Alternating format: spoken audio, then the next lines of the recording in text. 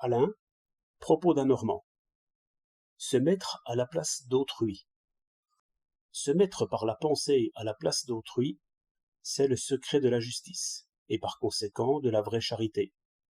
Seulement, il y a la manière.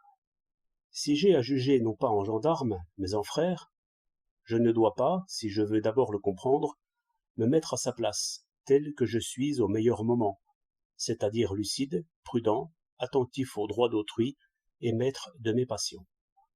Au contraire, il faut que je me mette à sa place avec ce qu'il y a de trouble en moi, tel que je suis aux heures mauvaises, où l'on oscille entre la tristesse et la colère.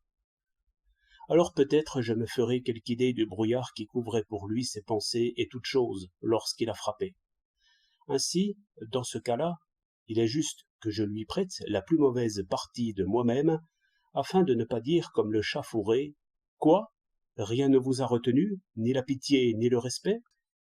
Mais si je veux aider à vivre quelque pauvre, alors je dois me mettre à sa place tel que je suis, de façon à ne pas diminuer sa peine et à ne pas dire trop facilement « Il est heureux ainsi, il ne désire rien de plus.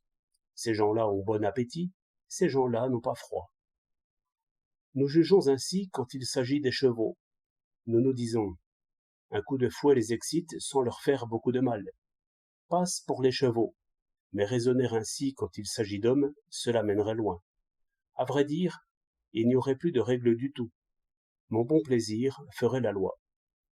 Le célèbre Malebranche de l'oratoire croyait si bien que les bêtes étaient des machines qu'il frappait son chien jusqu'à le faire crier et disait à ses amis « Il ne sent rien car il n'a pas d'âme. » Gardons-nous d'agir de la même manière avec les hommes.